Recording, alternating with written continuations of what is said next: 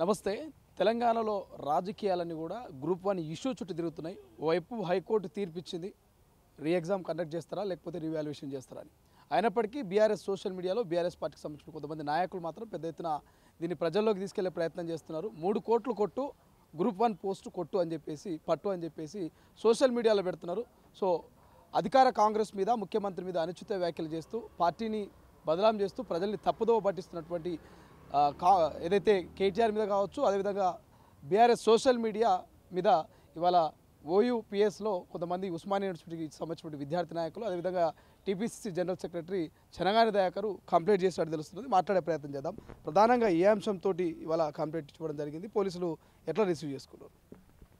ఇవాళ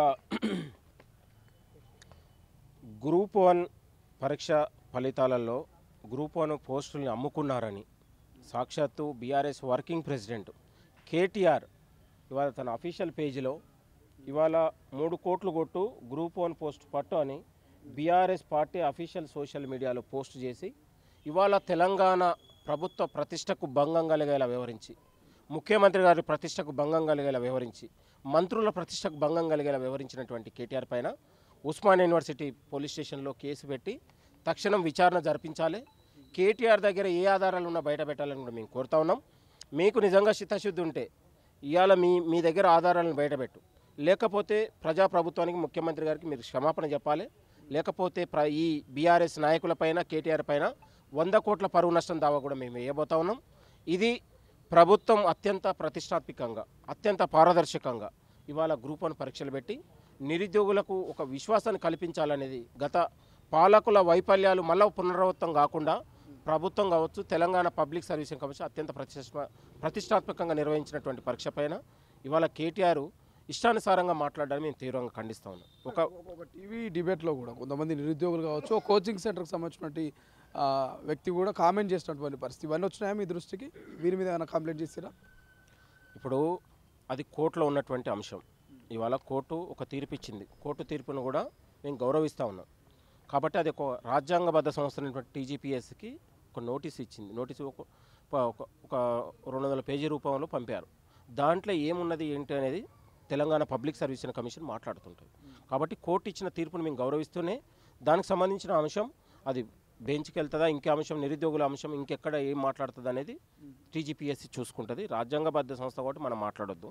కాబట్టి రాజ్యాంగబద్ధ సంస్థ కావచ్చు, హైకోర్టు ఇచ్చినటువంటి తీర్పుని కూడా ఉల్లంఘించి, వక్రీకరించి ఇవాళ ప్రజాప్రభుత్వం పైన, ముఖ్యమంత్రి గారి పైన ఇవాళ డబ్బులు కొనుగోలు చేసి పోస్టులు అమ్ముకున్నారనేది మాట్లాడితే అది చాలా నీచమైన తన కేటీఆర్ దిగజారుతనానికి నిదర్శనం కూడా మేము భావిస్తా ఉన్నాం.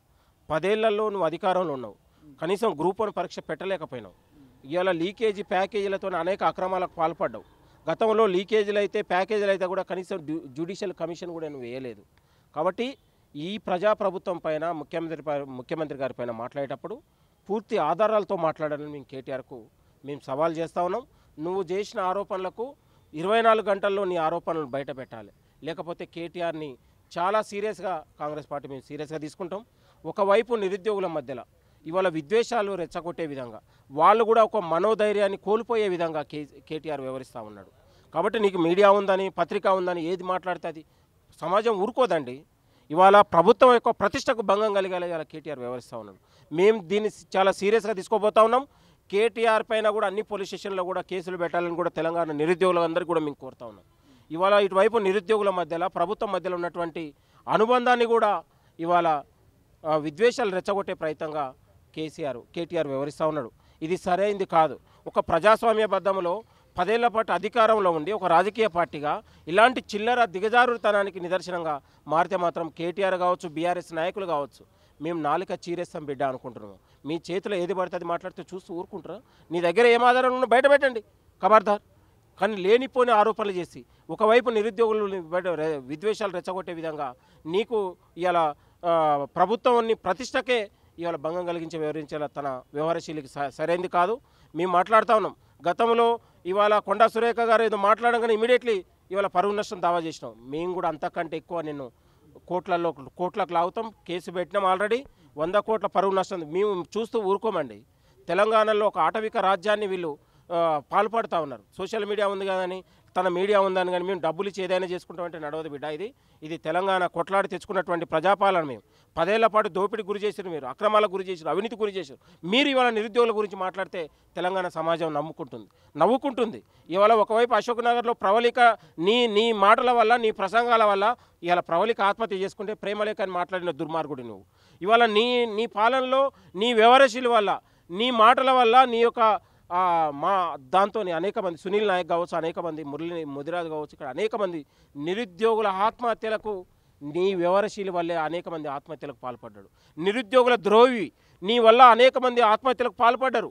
తెలంగాణకు నిరుద్యోగుల జీవితాల్లో, వాళ్ళ నిరుద్యోగుల కళ్ళల్లో నెత్తురు చూసినటువంటి దొంగలు మీరు ఇవాళ నిరుద్యోగుల గురించి కపట ప్రేమ మాట్లాడితే తెలంగాణ సమాజం నవ్వుకుంటుంది. అనేక అక్రమాలు, ఇచ్చిన నోటిఫికేషన్లో తప్పిదాలు మీరే కోట్లలో వేస్తారు, మీరే తప్పిదాలు వేస్తారు, మీరే నోటిఫికేషన్లు ఇస్తారు, మీరే మళ్ళీ కేసులు వేసి ఆపుతారు. అంటే 10 ఏళ్ల పాటు నిరుద్యోగుల జీవితాలతో చెలగాటమాడి ఇచ్చిన ఏ నోటిఫికేషన్ కూడా పారదర్శకత లేకుండా, ఇచ్చిన నోటిఫికేషన్లో ఏది కూడా పారదర్శకత లేకుండా మీ కుటుంబ సభ్యులు అమ్ముకునేటట్లు తెలంగాణ ఆనాడు టీఎస్పీఎస్సీని మీ సొంత సంస్థలాగా, మీ జేబు సంస్థలాగా వాడుకొని ఆనాడు టీఎస్పీఎస్సీని తన మొత్తం కూడా ప్రతిష్టని భంగం కలిగేలా దిగజార్చినటువంటి దొంగలు మీరు. కాబట్టి కేటీఆర్ నేను సవాల్ చేస్తా ఉన్నాను, 24 గంటల్లో ఇవాళ కేటీఆర్ చేసిన వ్యాఖ్యలు 24 గంటల్లో నువ్వు బయట పెట్టాలి. లేకపోతే బిడ్డ మేము దీనిపైన సీరియస్గా పోరాడతాం. అవసరమైతే బీఆర్ఎస్ భవనం ముట్టిస్తాం, కేటీఆర్ ఇల్లును కూడా ముట్టడిస్తాం. మేము చూస్తూ ఊరుకోవాల్సిన అవసరం లేదు. ఎందుకంటే ఇవాళ ఒకవైపు లక్షలాది మంది నిరుద్యోగులు చూస్తూ ఉన్నారు. ఇవాళ లక్షలాది మంది నిరుద్యోగులు ఇవాళ అనేక ఉన్నటువంటి భంగపాటు గురయ్యే అవకాశాలు ఉన్నాయి కేటీఆర్ వ్యవహారశీల వల్ల. ఇవాళ ఒకవైపు నిరుద్యోగులు రెచ్చగొట్టే ప్రయత్నం జరుగుతూ ఉంది.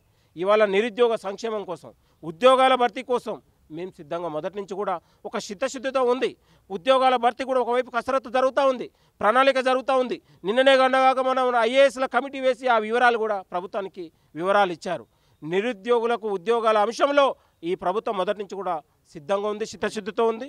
దీన్ని కావాలనే ఓర్వలేక ప్రజాదరణ, నిరుద్యోగుల నుంచి ప్రజల నుంచి వస్తున్నటువంటి ఆదరణ ఓర్వలేక విద్వేషాలు సృష్టించి ఒకవైపు వాళ్ళు పబ్బం గడుపుకునే ప్రయత్నం జరుగుతూ ఉంది. దీనిపైన రాజ్యాంగ సంస్థలు కావచ్చు, అందరూ కూడా పోలీస్ శాఖ కావచ్చు, అందరూ కూడా మేము దీనిపైన వివరాలు ఇస్తాం. అవసరమైతే డీజీపీ గారిని కూడా కలుస్తాం.